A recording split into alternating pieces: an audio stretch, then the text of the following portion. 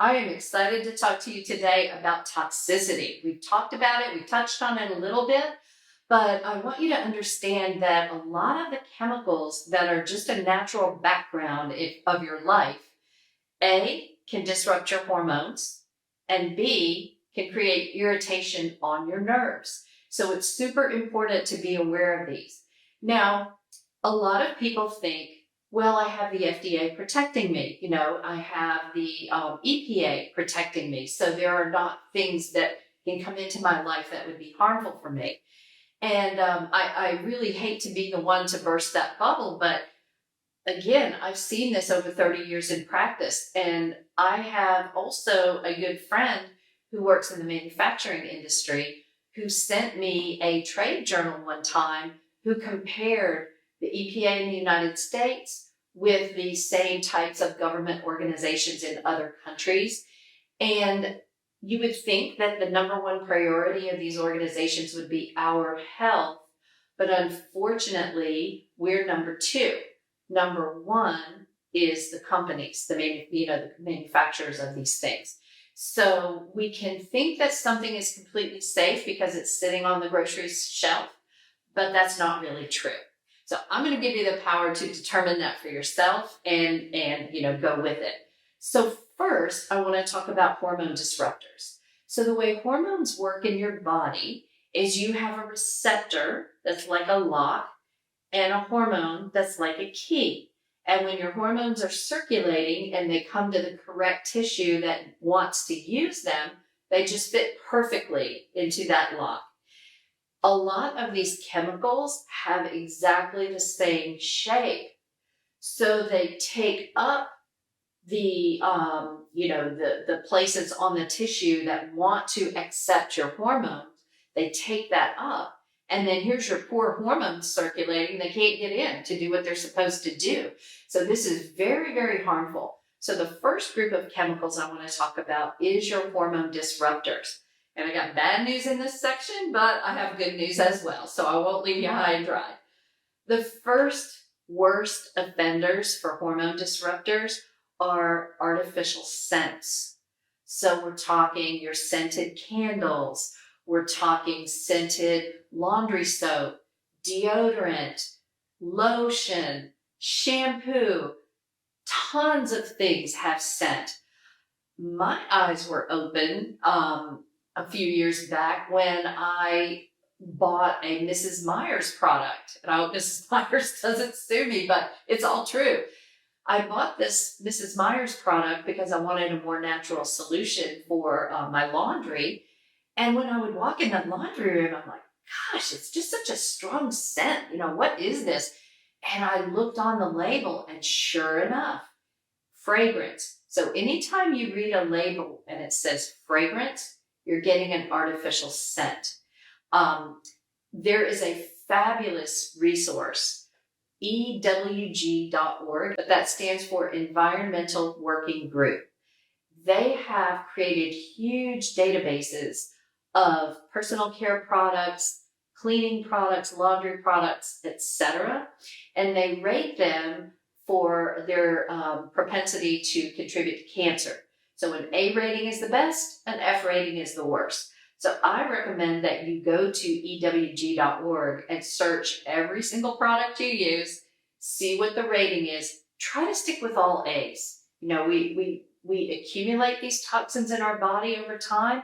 We can only get rid of them so fast. We urinate, we have bowel movements, we sweat, but we get a lot more toxins in every day than we're able to get out that same day. So minimize your exposure where you can. So the first thing to get rid of is scented products. The next thing that works as a hormone disruptor is plastic. Holy cow, plastic is everywhere. Our water bottles, the food we eat is wrapped in it. You need an IV at the hospital. It's going through a plastic tube. We need some of this, but we have to understand that plastic also can leach into food, leach into our, the air that we're breathing and so forth, and go from there. Vinyl is another one. If you have a vinyl shower curtain, go throw it away. Go buy yourself a fabric one. Use the fabric ones because the heat in the, water in your shower will liberate those little particles. You breathe that in and it's no good. So plastic and vinyl are next. Next, this is a double whammy because not only do these work as hormone disruptors, but they also irritate your nerves, and that is pesticides. So I'm from the Atlanta area. In this buggy southeast, it's very, very common for people to spray their homes regularly with pesticides. I go walk at the public park. They're spraying for mosquitoes. Your child plays on a sports field. They've treated the field. So pesticides are very abundant in our environment, and they work by destroying the central nervous system of a bug. So when you're around these pesticides, they irritate your nerves and actually destroy nerve cells. So this does not help when you're trying to heal your nervous system. Now, the good news is that there are things you can use. You don't just have to live with bugs. You can use boric acid. Boric acid is completely fine for your nerves and your hormones. You can talk to your pest control company and get them just to use boric acid in your home. It's not the newest, sexiest, chemical on the block, but it does the job and it will not hurt you. Essential oils. Holy cow. Essential oils are so good at repelling and handling bugs. And you can use them, you can get candles that are scented with essential oil. So if you love a good scent, it doesn't mean you can't ever have it. You just have to use natural products that are healthy for your body. You've probably seen the wool dryer balls in the store. They work fabulously to get rid of your fabric softener sheets. And you can also take your favorite essential oil and put a few drops on your wool dryer ball, toss them in with your towels. And if you love a nice fresh scent, you can have it that way and it's not going to be hurting you. So that's another one. Weed killers. It breaks my heart every time I walk into a home improvement center and I see the massive displays with Roundup. Roundup, it used to be thought that Roundup dissipated in the environment and didn't harm people.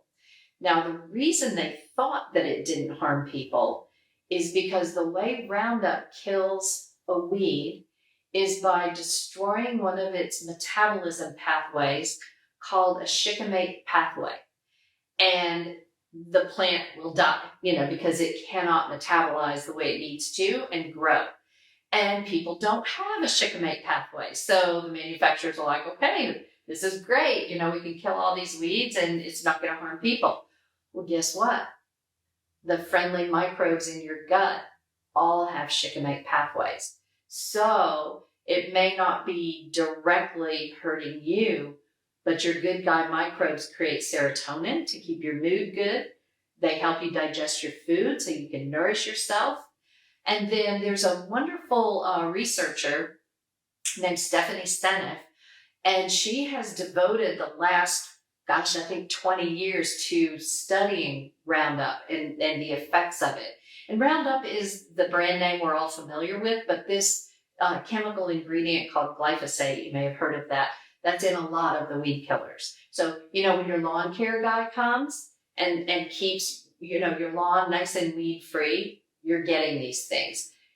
Those actually have, the glyphosate has a chemical that's very similar to one of the nutrients that you need. And just like we talked about with that lock and key, that glyphosate goes in there and takes that up, and it can help contribute to anxiety, autism. She's finding all kinds of things with this. So not to be the bearer of doom and gloom, if you have an HOA that will, boot you out of the neighborhood if you have a weed in your front yard, then keep your backyard chemical free. Hang out there. When if you have to use it in your front yard, when you come in, take your shoes off at the door. You can track weed killers and pesticides in, and they persist in the environment for 4 to 6 months after you track them in. So it's a big deal. And it's just so important to realize where these things come from and minimize them, wherever you can. You can't control everything, but control what you can. Remember this, every little bit that you do for the better is going to have that hockey stick graph of improvement in your body. So you might think it doesn't really make a big difference, but in the long run, it really, really makes a big difference. Then cleaning chemicals and personal care products, I touched on those as well. You definitely want to check the environmental working group to find the products that are going to be the healthiest for you. Now, an app you can find for your phone is called Think Dirty. It's a pretty good app, and you can actually scan the barcode on products in the grocery store while you're shopping, and it will give you an idea of the toxicity of those products. Now, finally, once you kind of clean as much as you can clean out of your home, I want to talk about your air quality. Indoor air quality, because of energy efficiency, is oftentimes worse than outdoor air quality because of, all the chemicals that we use. And then you don't even think about it, but there's formaldehyde and flame retardants in your carpet and your furniture and all of that. So all that gets in the air. My two favorite air filters are Air Doctor and IQ Air. Another great thing to do is just go online and search what plants purify the air. This lovely plant is actually helping to make the air I breathe right here cleaner for me. So if you love plants, certain ones have better qualities of cleaning the air than others. I'd love to hear, what did you find that you thought was a great clean product that maybe you looked up and found, holy cow, this has a D rating on Environmental Working Group. We'll talk it all out. Thanks so much.